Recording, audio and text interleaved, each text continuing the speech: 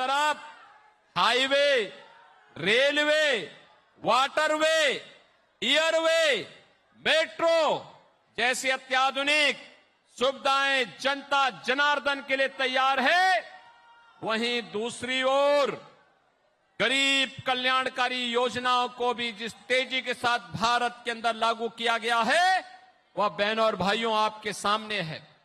भारत दुनिया का अकेला देश है जो 80 करोड़ लोगों को फ्री में राशन दे रहा है। और आश्चर्य है कि राशन भेजते मोदी जी हैं और यहां नवीन पटनायक के नौकरशाह उस पर अपना नाम चस्पा करते हैं। पैसा दिल्ली से आता है, लेकिन यहां की सरकार गुमराह करती है। याद करिए बहनों और भाइयों, 60 करोड़ लोगों को देश के अंदर आयुष्मान भारत में 5 लाख रुपए का प्रतिवर्ष स्वास्थ्य का लाभ प्राप्त हो रहा है, लेकिन उड़ीसा के अंदर आयुष्मान भारत की सुविधा नवीन पटनायक सरकार ने लागू नहीं होने दी, क्योंकि यहां पर तमिल बाबू उसको लागू नहीं होने देना चाहते हैं। क्योंकि अगर लागू करवा देंगे तो कमीशनबाजी बंद हो जाएगी।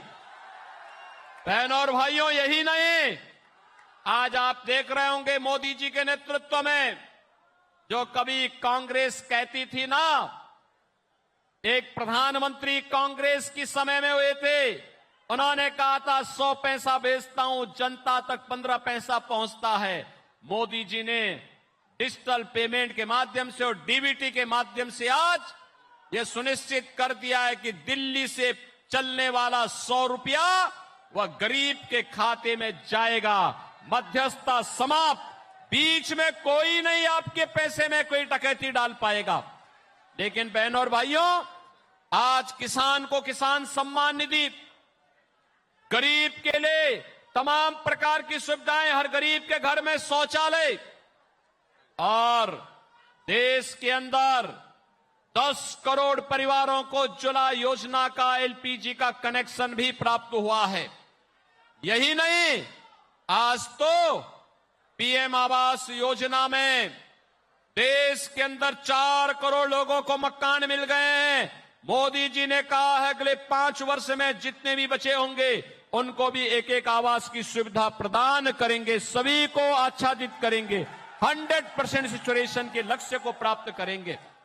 हर घर नल की योजना लागू करेंगे, नल में शुद्ध पेयजल उपलब्ध करवाने का काम करेंगे। बहनों और भाइयों, कार्य करने के लिए इच्छा शक्ति होनी चाहिए, लेकिन यहां पे तो आश्चर्य होता है। नवीन बाबू पता नहीं इस उम्र में क्या कर रहे हैं, कैसे उड़ीसा की अस्मिता के साथ खिलवाड़ हो रहा है। यहां पर स्वामी लक्ष्मणानंद के हत्यारों को यह सरकार प्रश्रय देती है, तुष्टीकरण के हत्यार करती है। और आज यहां पे जो नौकरशाह हावी हैं, उन लोगों ने लैंड माफिया को, सैंड माफिया को, कोल माफिया को, माइनिंग माफिया को प्रश्रय देकर के उड़ीसा के युवाओं के भविष्य के साथ खिलवाड़ करने का भी कार्य कर रहे हैं। उड़ीसा के संसाधनों को लुटवाने का काम कर रहे हैं। बहनों और भाइयों, यही नहीं, मुझे आश्चर्य होता है, यहां पे जो पावर जनरेट होती है उड़ीसा को महंगे दाम पर दी जाती है, लेकिन दूसरे राज्यों को सस्ते दाम पर दी जाती है। क्या अराजकता है! ये अराजकता इसलिए क्योंकि नवीन बाबू इन नौकरशाही के चक्कर में पड़ गए हैं और उनको इन लोगों के द्वारा गुमराह किया जाता है। इसलिए बहनों और भाइयों, आपने इतना लंबा समय नवीन पटनायक जी को दिया है, लेकिन इससे उड़ीसा विकास नहीं कर पाया। बहनों और भाइयों, आज आप यूपी को देखिए। यूपी 2017 के पहले इसी प्रकार के माफियाओं के शिकंजे में था। कहीं लैंड माफिया था, कहीं पर कटल माफिया था, कहीं पर माइनिंग माफिया था, कहीं सैंड माफिया था।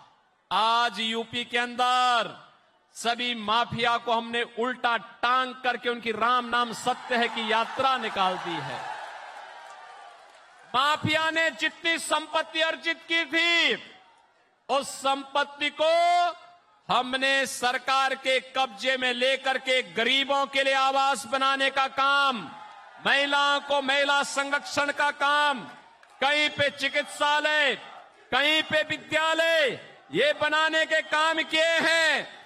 और अगर हमने देखा कि बेटी और व्यापारी की सुरक्षा के लिए माफिया खतरा बना है, तो फिर बुलडोजर का बेहतर इस्तेमाल करके उसको जहन्नुम में पहुंचाने का काम भी किया है। बहनों और भाइयों, उत्तर प्रदेश के अंदर यह बुलडोजर सुशासन का प्रतीक बना है और इंफ्रास्ट्रक्चर का प्रतीक बना है। आज मोदी जी के नेतृत्व में आज उत्तर प्रदेश सुशासन का और सुरक्षा का एक मॉडल खड़ा कर चुका है। रेवेन्यू सरप्लस स्टेट है, 25 करोड़ की आबादी है और खुशहाल जीवन जी रही है, सुरक्षित भी है। देश के अंदर सबसे अच्छा, सबसे ज्यादा इन्वेस्टमेंट भी वहां पे आ रहा है। बहनों और भाइयों, डबल इंजन सरकार का लाभ ऐसे प्राप्त होता है और इसीलिए मैं आज आपके पास आया हूं। अरे आप तो केंद्रपाड़ा वाले, आप तो सौभाग्यशाली हैं। आपको बैजंत पांडा जैसा नेता यहां पर मिला है। मैं तो सोचता था कि इस पार्लियामेंट्री इलेक्शन में वे उत्तर प्रदेश के प्रभारी के रूप में काम कर रहे थे। उत्तर प्रदेश की जनता को उनको नेतृत्व मिलेगा, लेकिन उनको अभी इलेक्शन की प्रक्रिया प्रारंभ हुई थी कि सरकार ने, भाजपा के केंद्रीय नेतृत्व ने और प्रधानमंत्री जी ने कहा नहीं, उड़ीसा में आपकी आवश्यकता है। केंद्रपाड़ा की जनता पुकार रही है कि बैजंत पांडा हमारे बीच में आकर के अपने विजन के अनुरूप विकास का एक बेहतरीन मॉडल उड़ीसा को उपलब्ध करवाएं। और बहनों और भाइयों, उन्होंने उत्तर प्रदेश में अपने बहुत कम दिन उनको मिले थे काम करने का, लेकिन वहां पे संगठन के साथ मिलकर के एक बेहतरीन मॉडल प्रस्तुत किया। और मुझे लगता है आज उसी के लिए आपको धन्यवाद देने के लिए मैं आया हूं। बैजंत पांडा उड़ीसा ने पैदा किया है।